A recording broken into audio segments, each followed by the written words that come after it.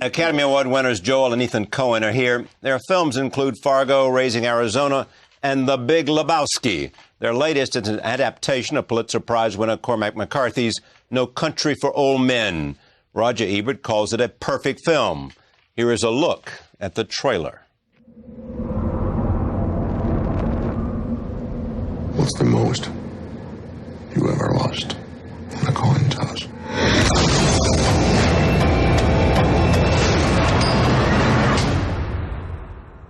Call it friendo. Also joining me, the stars Hawvier Bardem and Josh Brolin. I'm pleased to have them here to talk about this film. Welcome. Great to see you. Thank you. Welcome back. Is this the first adaptation? Yes. Everything else you've written. So if you're going to start with somebody, why not start with Cormac? Yeah. Why not start with the best? And so, why did you choose this? Well, we didn't actually choose it. It's sent to us by Scott Rudin in Galleys about a year before it was published, I guess. And we had read Cormac. We'd each read a number of his novels before, just for pleasure, not with the idea of thinking about them as movies. But this one seemed unlike, I think, his other novels. In what way? Well, at a certain level, it's much pulpier than his other novels. At least it is initially. You know, the first three quarters of the novel are sort of move along like a thriller. And then, you know, it takes a turn, which just got us more interested. Take me through the process of this, you know, in terms of how you felt about it and why you wanted to tell the story and what it offered you and working in Texas. Oh, well, that was one of the attractions, actually. That was one of the big attractions. It's a regional story, as all of Cormac's stuff is, and we kind of, we knew the area of West Texas, and that was just another reason to do it. But, you know, mostly it's what Joel said. It seemed like promising as material for a movie. It was just, you know, it's a chase action story, and, you know, something more than that, but that. Tommy Lee was your first choice. Yeah. He's the first hire. Because? Yeah. He's just kind of the obvious guy. There's the sheriff in the story is just, you know, by virtue of Tommy's age and the region, again, you know, he's very much of that place. Tommy's, you know, from San Saba, which is not quite West Texas, but close enough. You know, he's just down by the border. The San Saba isn't actually, it's more central Texas, but like I say, close enough. And, you know, he's just got the everything, you know, the authority, and he's just the obvious choice. And then Hawvier was next? Uh-huh. Yeah. Because he's mean enough? Because he's mean enough. Yeah. Look at him. Look at him. Yeah. Did you say to them, I don't like violence? Yeah. I don't like to speak English much. I don't speak English, and I don't drive, and I don't like violence. I don't drive. Yeah. And they said, you're our guy. Yeah, he did. He said, I hate guns and I don't drive. Hawvier was, after Tommy, Hawvier was the next person we approached. And who does he play? He plays a character he plays the bad guy. Yeah. But who is he? Well, you know, what's interesting about that character in the novel is that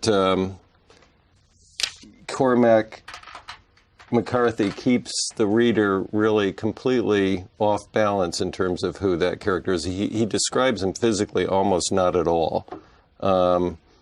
He gave him this name. Actually, it was one of the things that the first thing I asked Cormac when I met him was what his name is Chigur, Chigurh.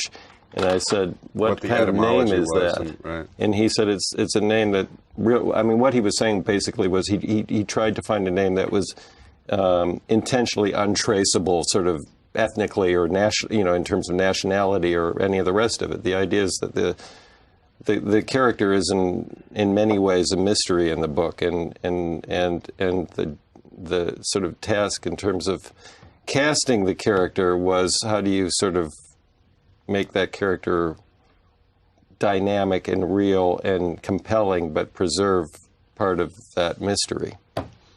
And then Josh. Oh, you made a tape for them. I did. I was doing Grindhouse with Robert Rodriguez and Quentin Tarantino, and I asked Robert, who I've been friends with for a long time, I said, there's this Coen Brothers movie happening that I just found out about. I had read the book a long time ago, and then, I couldn't leave because I was working, so I asked Robert, would he videotape me? And he said, why don't we just use the camera we have, which was a $1 million Genesis camera. Most expensive audition tape ever made. Truly. The most brilliant looking audition tape that Quentin directed and Robert lit and shot. Yeah. And then I sent it to them, and their response was, wow.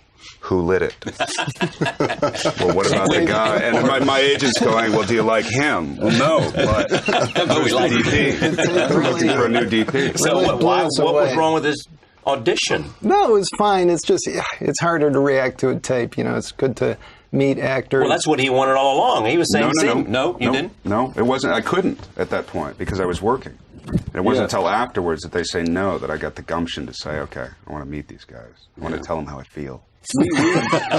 Well, you have this reputation as sort of being very picky about, that you've turned down more things and only done the things that you want to do because you... I'd never seen a Coen Brothers movie, and I wanted to, and so I watched some of their movies. And you'd never seen them? No, that's not true. That's not true. Yeah, I'm picky, but when it comes to masterful filmmakers, honestly, like these, then you're a lot less picky. And why are you picky, though? I mean, with other films? Yeah. Well, I really wanted to do Dukes of Hazzard, but I thought maybe when I look back on it in the end that I might go, why? That's all right. Why? Yeah, so this is a movie that I can look back on. You couldn't explain that to your children, could you? Exactly. That's my thought, too. I have a healthy fear of that, being on my deathbed and looking out, And they're saying, Dad, did you actually make... What'd your dad do for a living? Doesn't matter. Doesn't matter. He was a plumber. That's right. Yeah. So when I, this movie and American Gangster and stuff like that, I look back on and I feel great. I worked with amazing people and collaborate with those amazing people. It's a lot easier to work with people like this. There's a lot more ego on the set with other, I don't know. Tell me about the nature of the collaboration. Well, with these guys, it was fairly quiet. I mean, these guys there's not a lot of, look at, they're sitting there smiling because they know. There's an unnerving presence in the beginning. There's none of that, wow, you are so great. What a great scene. Let's go do the next one because we're so happy now. So why did you finally decide on him? What did you need? What do we need? That's an interesting question. We thought it'd be easy. We thought there'd be 100 people who could play this part because it's kind of an everyman part, and it's I don't know. We kept telling each other, all we need is a good, clean boy. How come we can't find him? Yes. It's actually unbelievably difficult because a lot of it is nonverbal. A lot of it is just process. You're watching the character do his thing physically. You need somebody who's going to be compelling to watch. I can't say these things in front of Josh. I know, because I've never heard this. I'm trying to help you out. And I've actually gotten them drunk and then tried to get them out. How to say that? Tell me the reality. How was I? And I just fell asleep on the boat. The other thing was that, we, as you said, we had already cast Tommy Lee Jones and Hawvier Bardem in the other two parts. It's very much a movie about three men, equal weight in the movie, each of the three. And so the bar had been set very high in terms of our own thinking and just in terms of what we knew we needed in that part. We didn't want, the audience to think when we cut away from Tommy and from Hawvier, okay, well now we're going with the dull guy for a while. It was somebody who had to be able to hold their own in terms of that sort of, compelling presence in the movie. And we saw lots and lots of people, but it wasn't really until Josh came in and he read some scenes for us in a room, which is a lot different than tape. And that told us what we needed to know. I mean, it's true that after you left the room, we knew we were going to cast in the movie. It's got it. So. Yeah, definitely. Tell me what sets up the movie, what you do that sets up the movie. Well, I mean, he's a guy who lives in West Texas, who's really a part of West Texas. He is West Texas. He's from San Saba County, which is where Tommy Lee's from, which was a whole pressure in itself. But he's hunting antelope. He's out in the middle of the desert, and he runs into a drug deal gone bad, a Mexican drug deal gone bad, finds a truckload of heroin, knows there's money close by, finds the money. And $2 million. 2.4 million, and then decides to make a better life for himself and his wife. I do think that he's motivated by his extreme love for his wife. You know, he wants to make a better life for her, maybe buy a house. He's never had money. I'm sure generationally they've never had money. So the thought of being able to buy her a nice dress or something like that. So I think his intentions are pure, for sure. And he thinks he'll never be caught, that nobody will ever find him. No, I don't think I think he thinks there's going to be obstacles, but for a guy who's been in Vietnam twice and gone through two tours, I think he feels resourceful enough to be able to pull it off. He doesn't think there's going to be some, this mythological, Chagor, death incarnate. He doesn't think someone like Javier is going to come after him. I mean, come on, who would? When he shows up. I mean, this is a like Godzilla kind of a... A character like this, do you simply go to the text and say, I get it, or do you go somewhere else? Well, as Joel said before, it was not extremely well described physically on the book, so it was wide open to any kind of interpretation. And actually, the only description that I remember is the blue lapis color of the eyes, which is something that I don't have at all. Exactly, that's true. But we tried to find a place where the person, which is kind of embodiment of violence itself, is believable, and people can get related to him somehow. Boy, they got related to him, didn't they? Well, that's the point. In the humor or in the clumsy way of doing things sometimes. It is said about you guys, Coen Brothers film is all about structure and process, and that you do more, and I'm opening this up for all of you, you do more in terms of sort of literally laying out every scene, so that by the time you make the movie, you've done all the heavy lifting. Josh? For sure. You have sides, you have what are called sides every day, and those are the pages that they're planning on doing, and then behind the sides are their drawings, or J. Todd, wow. Anderson's drawings, their storyboard artists, so you know what shots they're going to do, and they stick pretty much to what that is. I mean, not that they're not willing to, be spontaneous or improvise or ad-lib or, all that, but, they've created a very strong foundation to always resort to, And then wherever we go. I think you ad-libbed one line in the movie. I would like to think it was more than that. But yeah, there was one line that when I find the money, I look to the dead guy, which is absurd. And then I said, you know what, I think that we should have something here. Like he's deciding, okay, the day is going to change, or yes, I'll take the money, or I see where we're going here. So we tried different, what ends up in the movie is, and I can always hear... That was your improvisation? That was my improvisation. And I always know where Ethan is in the theater, because I always hear him go... I always hear him go... But we tried different ones, I think. I think we tried and then we tried and we came up with was better. Still my It was a wise choice, wasn't it? favorite speech in the movie. But tell me more about your philosophy of making movies that reflected in what we just talked about. Well, it is kind of what Josh says. We have a plan because we're chicken, we don't want to have to go on. You don't trust your actor? What? No, not the actors. Yeah. But just in terms of being our own ability to extemporize on the set, or the obligation of extemporizing on the set. We don't want that. We want to have a plan for how we're going to shoot the scene, whatever it is. So we walk in with a plan, which, as Josh says, is always kind of subject to change. But, it's kind of a security blanket. The mythology about Alfred Hitchcock, in fact, he was the biggest promoter of it. Was that idea that, once I actually get on the set, the only thing that can happen is that something can go wrong. He's already made the movie in his head. And he also was sort of, very, very prepared to the extent of having pre-thought the movie before he started production. We're not... I'm not even sure that's true of Alfred Hitchcock in reality. I don't think he could have made 50 movies without enjoying the process of being on the set and working with people. It's such an extremely social and collaborative process. While it's true that we prepare maybe to an extent greater than a lot of other directors, who, that's just part of our process, it's also true that we like the process on the set of actually seeing what happens, being open to what happens when you go into a new space, when you're working with new people, be they actors or technical people. And we do have storyboards, but actually we don't look at them very much while we're shooting. And once they've been done, we almost never look at the storyboards. We have them in the back of our minds and we follow them to a certain extent, but that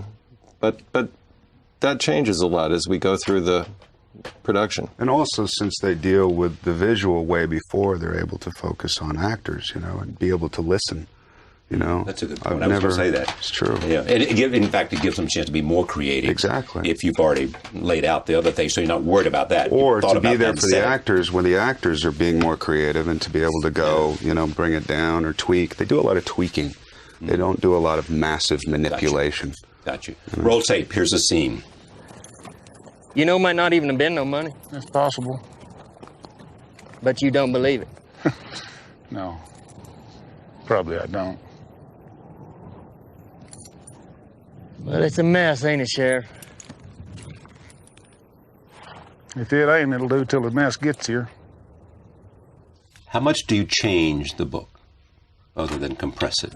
Well, it really is just compression in this case of the adaptation of this book. In other words, we didn't invent any new, we didn't digress, we didn't create new situations or go off on the... And you never met Cormac before? No, we met him when we were shooting. Yeah. But that's because of Brolin. Yes. Tell me about the conversation. Because Josh was stalking him. Because I was stalking him. Exactly. He was the one guy that didn't get afraid, which I appreciated. I remember I did it to Eric Bogosian. He would run every time I'd see him. I called him and I said, hey, I have a friend who is good at getting phone numbers, a shady kind of character, and I got Cormac's number, and I called him, and I left a message. He didn't call me back. I left another one. Then I left a third, and I was bored or frustrated one day, and I said, listen, I don't know why you won't call me back. I don't want you to sign my book or anything. Just call me back. And like 3 days later, he had come back from doing Sunset Limited, one of his plays in Chicago, and he said, he was totally amicable and said, I'm sorry I didn't call you back, and I just got home, and what do you need? And I said, well, I'd love to, for you to come down to the set, or you guess. And so finally he brought one of his family members down to the set and really enjoyed himself, because I had heard he had been to, what was the other one? The other Cormac? All the Pretty Horses. All the Pretty Horses. And the rumor was that he had spent all his time with the props man, just talking about guns. So we had a feeling that even if he did come down, that we wouldn't be able to spend any time with him. But he's a huge fan of Miller's Crossing. That was the first thing that he brought up. Yeah. And then the other thing that we talked about was his involvement in Santa Fe Institute. He's the only literary portion of, a bunch of physicists and scientists and of that think tank. Right. So he's more proud of that than anything else. He doesn't want to talk about writing. No. In fact, somebody, I think, told me they went to see him, and that's where they met. They met at the Santa Fe Institute. That's where he insisted on meeting. You want to meet me? We'll go there. That's where you send his mail and everything. Oh, I didn't know. Yeah. Has he talked to you about the movies? Anybody? Have you talked to him since then? Have you become what? They've talked to him a few times. What does he say? He saw the movie. We think he liked it. As Ethan said, he didn't yell at us. He didn't. What did he say?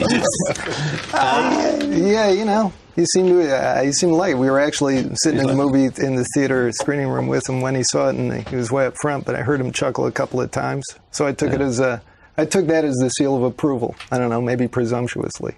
And, I talked to him afterwards. He says, good movie there. And then I waited for more, and none came, and that was the end of the conversation. And you felt good to have that. But that's good. When you talk to these laconic West Texas guys, when they give you that much, it's huge. It's kind of like them. Violence in this movie. Or violence generally for you guys. Is this something that you think... is it in every movie?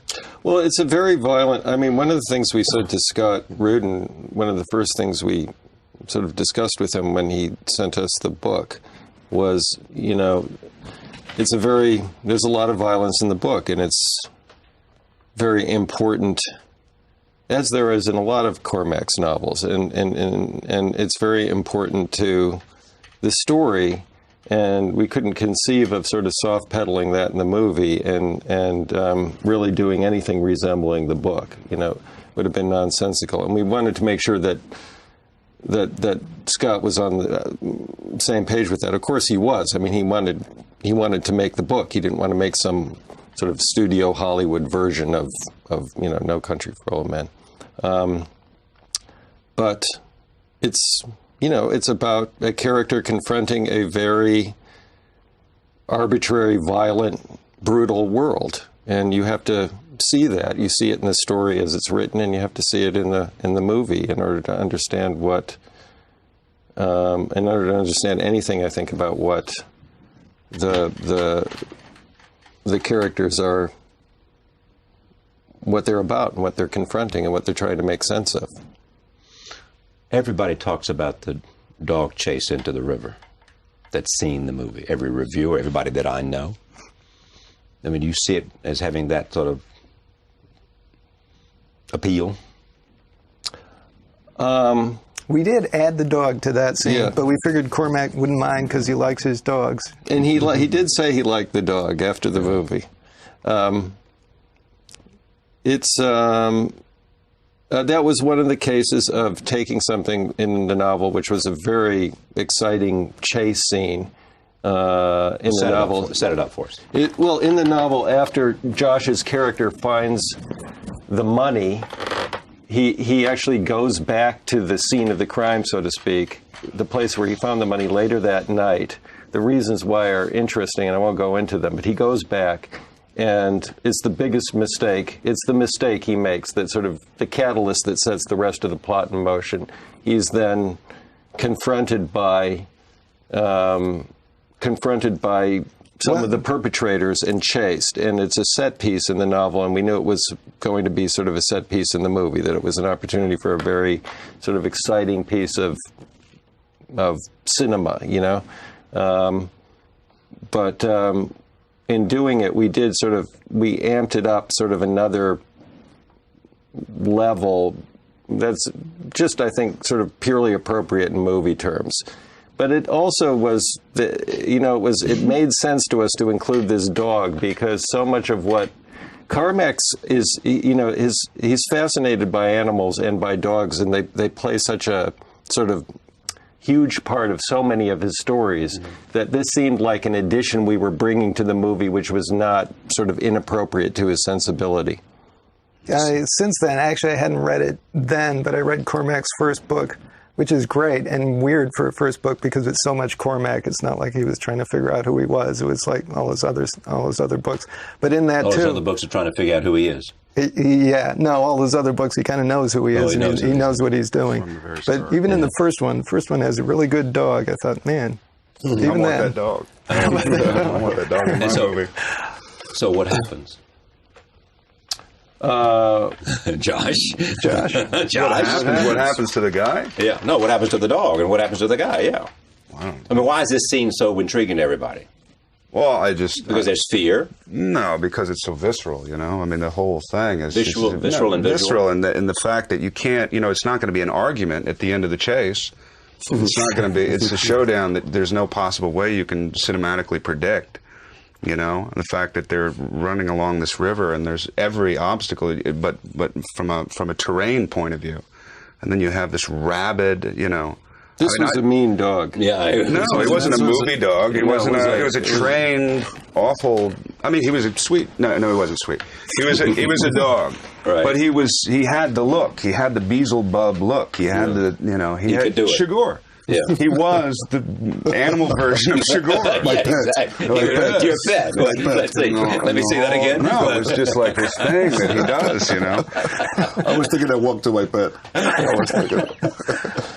Anyway, there's the dog. So the dog dives in. The dog dives in, and I remember when the dog was diving in, they let the dog go, and the trainer was sitting there, and the dog's name was Scooby, and it was all like just reverberated in our heads, Scooby, Scooby, Scooby. And it was ridiculous. And then you see the dog, and it's so contrasting the name to the name, and then finally, and then I jump in, and it's 4:00 in the morning, and I'm tired, and we can only shoot from 4:30 in the morning until 5:30, and then at night between 7 and 8, or whenever the light was perfect for Roger Deakins.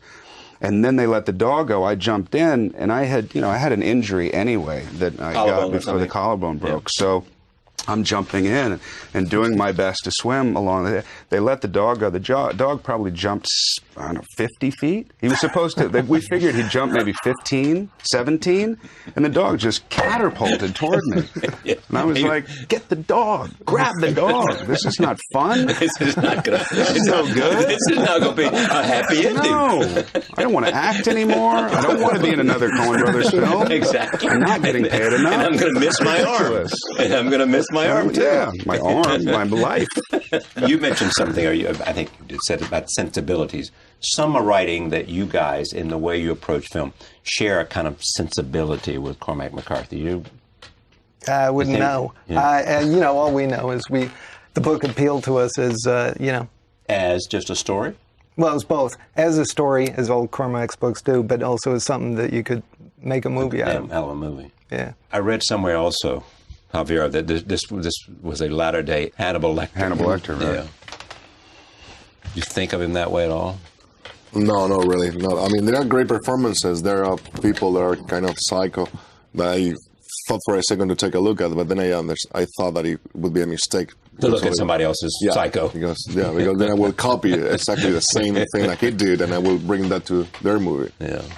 Also, what Javier doesn't do, I mean, it's weirdly not a malevolent character, although he kind of scares the crap out of you. It's weird. I don't know what the line is that Javier walked, but it's not exactly an evil character. He's just very uneasy making. Or is it something you like about him? I mean, some people say when you're playing a bad person, find some redeeming quality that the audiences will like. Is it that sort of cliche, or is it another cliche? I don't think that was the intention. You don't like him, but you recognize him at some level as being human. And human. Yeah, and that was again an interesting line. I think that Javier had to walk in his portrayal of the character. He's the one character in the book that actually departs from a certain sense of realism. He's both sort of real in the book and an idea. And that's a very, very difficult thing to do, I think, as an actor, is to sort of preserve that. It's the mystery and the fact that and the fact that you have to be human at the same time that you have to embody something else. You have to sort of embody this idea as the character's written. And so also, as hard. filmmakers, I think it's tough to cut that together, because if you have too many looks of this, or it can start to become almost silly, So you find the humanity within that, and he brings so much charisma to it. I think that's the great thing about this guy, about his bad guy, his Chigurh, is that there's a charisma that you can't help but like the guy, but you shouldn't. You want to follow him, which is, so there's two or three things going on at once that you don't get to see in film usually. Take a look at this. This is you there. Here it is. You know what date is on this coin? No. 1958. It's been traveling 22 years to get here. And now it's here. And it's either heads or tails. And you have to say, call it. Well, look, I need to know what I stand to win. Everything. How's that?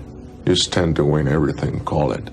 Javier, you once said every movie you do is important because it teaches you how to at least not do what you don't want to do.